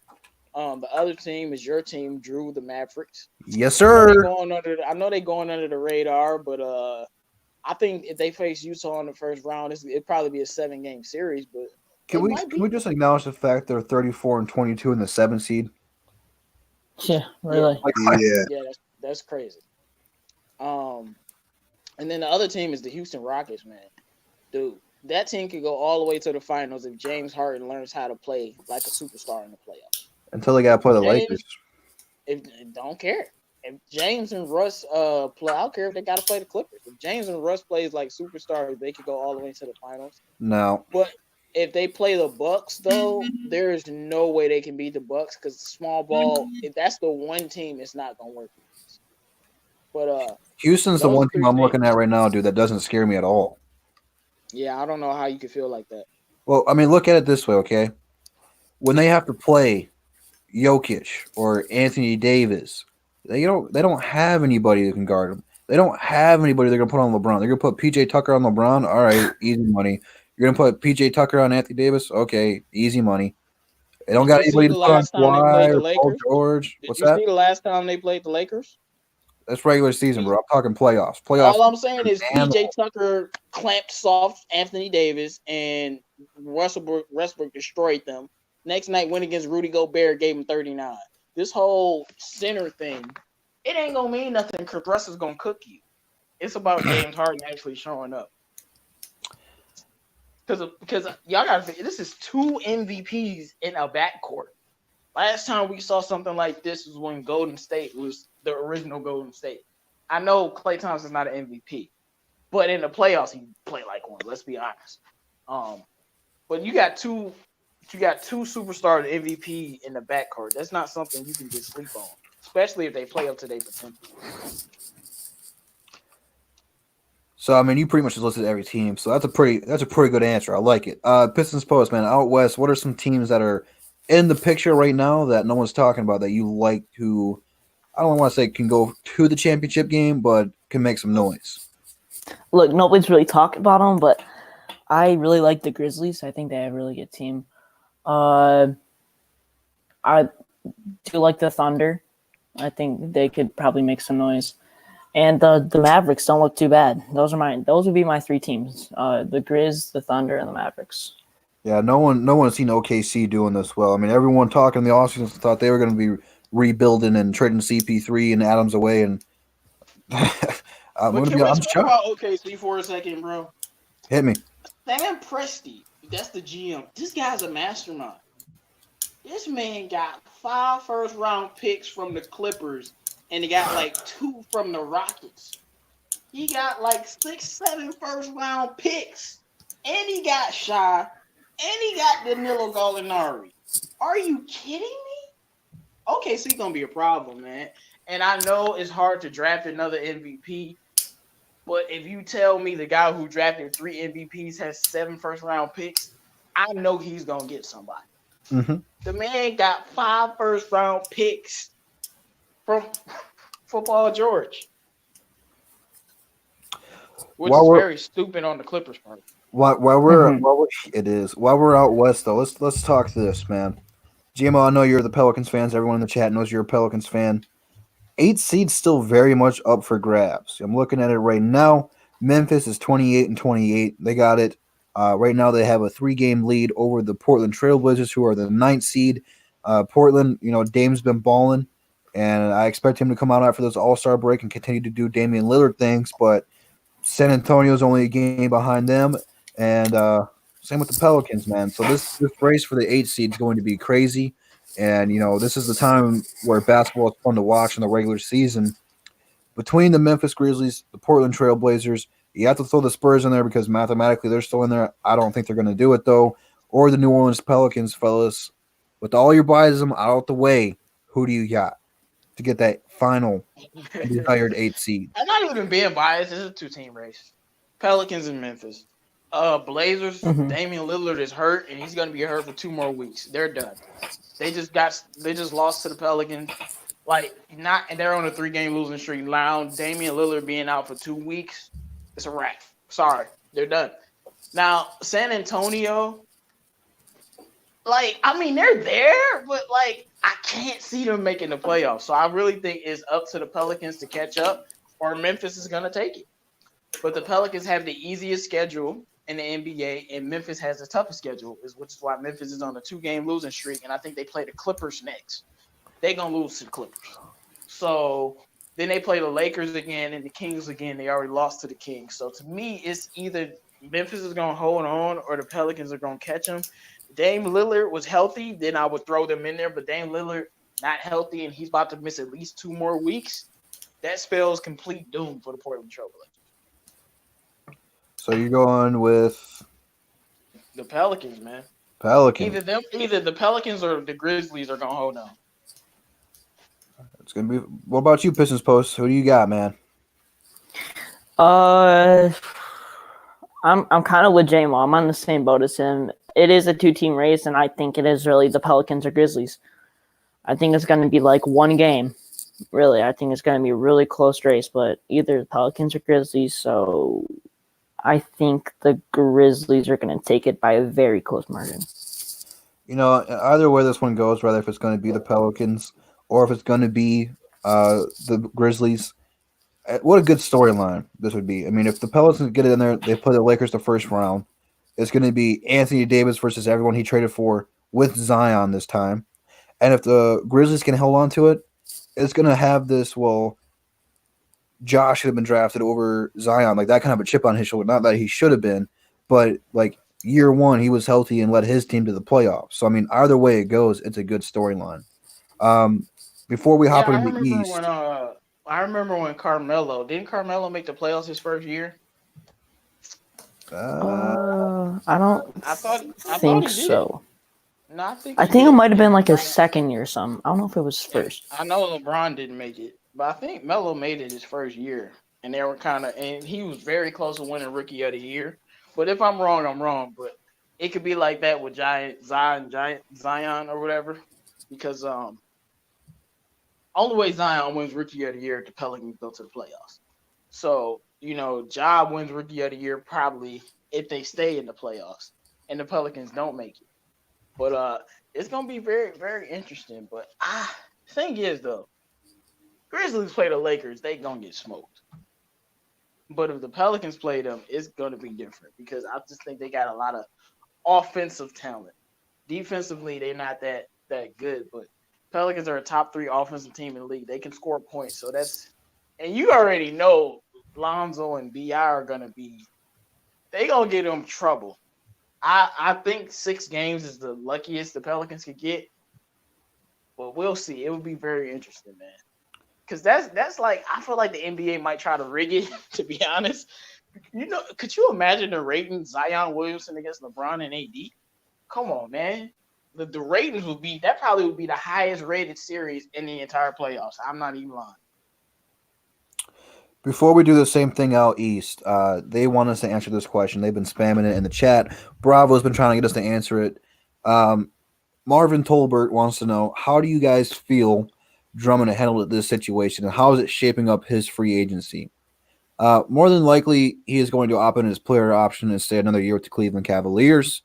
At least he said he's been hitting at it next year and stuff like that. I mean, he handled it the way – it's kind of an awkward way. I don't know how to even word it. I mean, I feel like he felt betrayed because a goal as a player is to get drafted by a team and then eventually down the road get the Supermax deal because that's the team that drafted you. And I feel like, in his point of view, through his tenure year, they traded away all the players that he liked: Jennings, Stanley Johnson.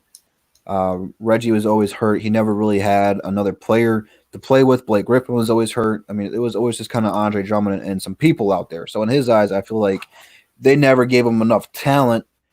And then even though with all the trade rumors, I mean, he's been in the trade rumors for about 3 years now. and they finally went through and sent him to Cleveland, of all places. I mean, you could send him anywhere, and you send him to Cleveland. I don't know. And then when he goes to Cleveland, he puts a whole bunch of stuff on Twitter about posting a picture of his kid and saying don't trust anybody. And then his first week or two there, he was kind of the nail in the coffin to getting Beeline fired. So I mean, it's not what you want to see from a franchise player that's been here for so long. But JMO, man, how do you feel the Pistons and Andre Drummond handled the situation of him being moved on from? Man, F Drummond, dog. Good riddance. I'm sick of him, man. Going on Twitter and crying when you knew you was about to get traded. You know we wasn't giving you no super max. That's arrogant to think you deserve one, man. You ain't giving this franchise nothing. I'm sorry. And I know it was hard and he was alone. But to me, no matter what situation you in, you always need to perform. And in the playoffs last year, he just was trash. I don't care. Like Reggie Jackson was all right in the playoffs. Luke Kennard was balling. Blake Griffin came on one leg and was averaging 20. So, I just think he's very bitter. He mad he's not gonna get paid, and I think he know he ain't gonna get paid. So what, man? Like I'm sick of him, man. And I'm sick in this personality. My issue with Drummond has never been on the court. It's been that soft mentality and that personality that he has. He don't have the right personality to be a leader. It's like, some of the same things people say about like Joel Embiid. He just doesn't have that leader quality. And we'll see what he does with Cleveland. And then as happy as I am about Beeline getting fired, you gonna go to a new team and get your new coach fired? Like what? Like man, whatever, man. I'm glad he's not on the team.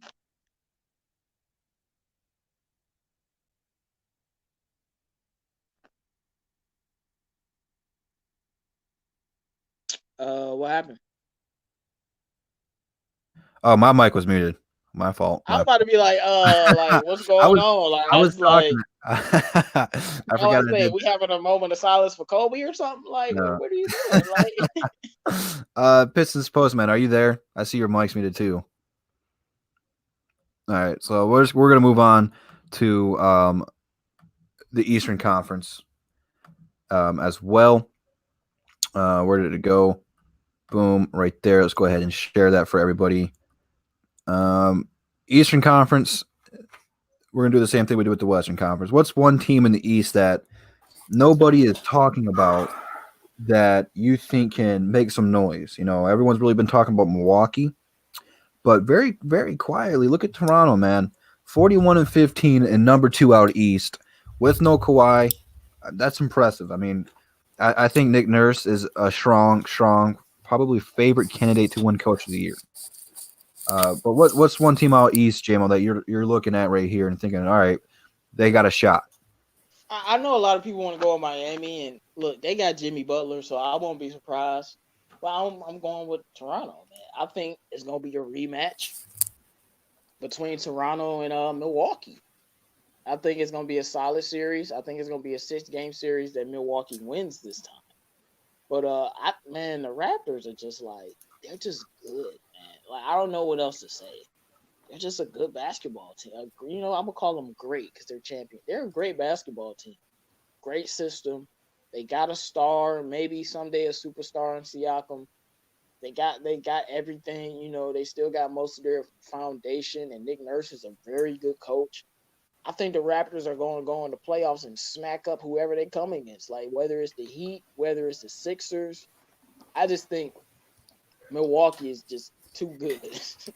Like Milwaukee is a step above, and I'm sure they'll try the same clogging the paint thing, whatever.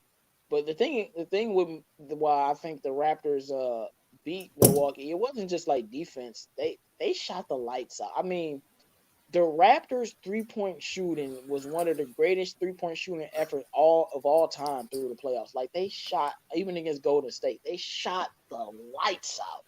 I don't think they're going to shoot like that again. And on top of shooting the lights out, you had Kawhi Leonard giving you 20-plus points and Siakam giving you 20-plus points. Now it's just Siakam. They don't have that other 20-point scorer. But I think the Raptors are going to go into the Eastern Conference Finals, man. And don't forget, they're the team that knocked Milwaukee out last year. So I mean, they got that edge over them. Pistons Post, you back? Yep. What's one team out east no one's talking about that you like? The Pacers, and I think the 76ers can make a run. I've always had just kind of hope in them. I believe in them. I think the 76ers can figure it out. Looking at it for me, I'm looking at Boston. No one's talking about Boston. They got 39 wins, third seed out there, only a couple games behind Toronto. So I mean, they could go ahead and grab that second seed. But I mean, I think people just kind of turn a blind eye to them because they've been in this position for the last 3-4 years where they're in the top part of the Eastern Conference, and you know they're competitive, but do they have enough to overcome Milwaukee or Toronto? I don't know. They'll get out of the first round for sure. Indiana's a good one. Victor Oladipo's back. He needs to shake the rust off. And we talked the East improved, but looking at the 7th and 8th seed in Brooklyn and Orlando, Brooklyn, no more Kawhi, or I almost said Kawhi, no more Kyrie. He's out for the year. They're 4 games below 500 as the 7th seed, and Orlando's only a game behind them. Do you think Brooklyn and Orlando are locked to make the playoffs being below 500? Because looking at it, man, Washington only 5 games out from being in there, and Charlotte is 6 games away from being in there. Do you think that what we're looking at in the East are the 8 teams that are making it, or do you think someone's going to fall out? What do you guys got on that? No, they're locked.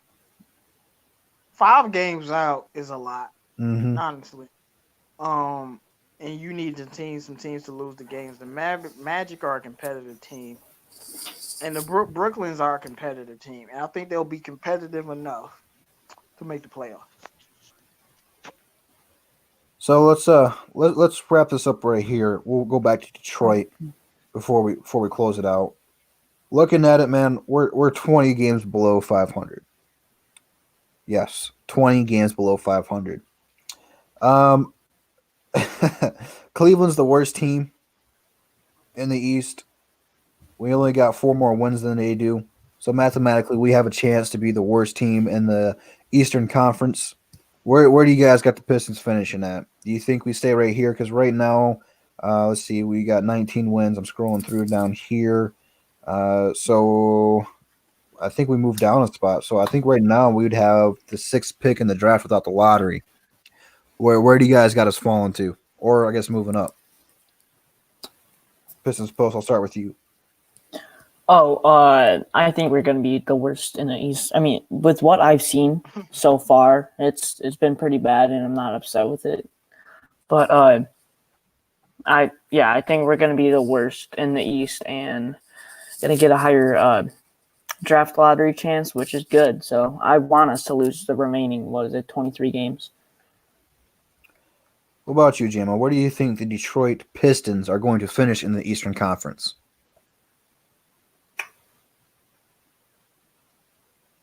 That's a great answer. You might stop working for talking, JMO. I like that, dude. I like that. I don't know what he's got going on with this mic. I don't know if he's talking or if he's not talking. I don't know what good answer. So while he's trying to figure that out, I'll go ahead and answer.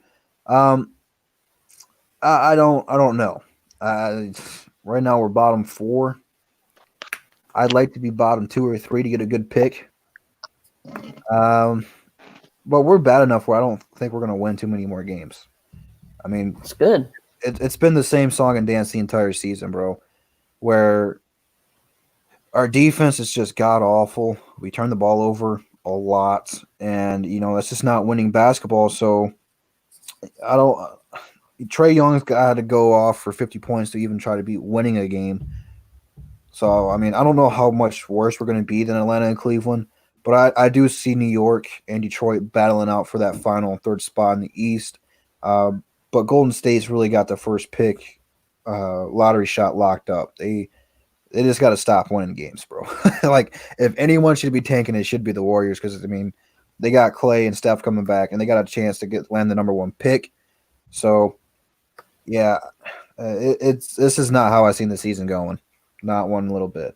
But I guess can you hear me, man? I can hear you, bro. You back? Yeah, I don't know why my mic is on that stupid stuff, but I was gonna say, what seed are we right now? I think 12th. we gonna be, huh? Never mind. I think Atlanta's gonna have a worse record than. No, your mic cut out again. Cut out again. Well, Can't hear you. I guess I don't know what to say for JMO because I don't know where he's going to go with it. But hopefully he can get that fixed before we wrap this thing up. But JMO, while you're trying to get your mic fixed, Pistons Post, man, thank you for coming on. Go ahead and tell the people your YouTube channel name again and where you can find him on Twitter. My YouTube is Pistons Post, and my Twitter is Sekou Got Next. Thank you guys for having me, and I will never accept any Jordan Bone slander. Go Detroit. What if Jordan Bone comes back next year and sucks? He'll be better the next year. I'm just messing with you, bro. Yeah, appreciate everyone in the chat. I think we had pretty close to 60 people joining in at one time. So for having the first Above the Rim back on my channel coming out of YouTube jail, it was a relatively good show. It's glad to have all you guys back rocking with us. Be sure before you guys leave that you hit that like button and check out the links down below. JMO, can you talk yet? He cannot. So I'll try to do my best JMO impersonation. Let me Man, you already know what it is. You know, Lonzo Ball and Brandon Ingram, bro. We don't accept any of that stuff. I'm not gonna accept any Luke Kennard slander, none of that. So, you know, it is what it is, dog. How was that, JMO? How was that? You are hilarious, bro. Go on, Drew, take it, man. It's good. I don't got nothing else to say, man.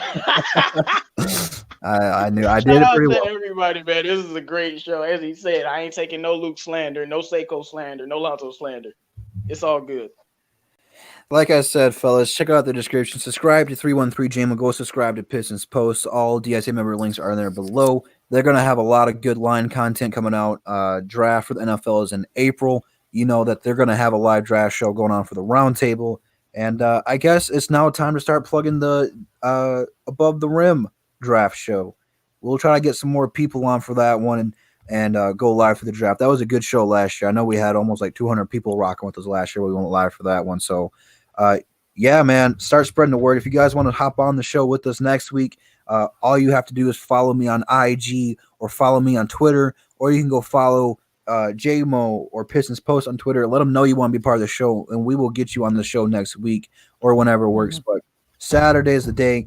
It jumps time to time for my work schedule, but we got it rocking and rolling. So appreciate you guys rocking with us. We'll see you again here next week. Peace. Much love.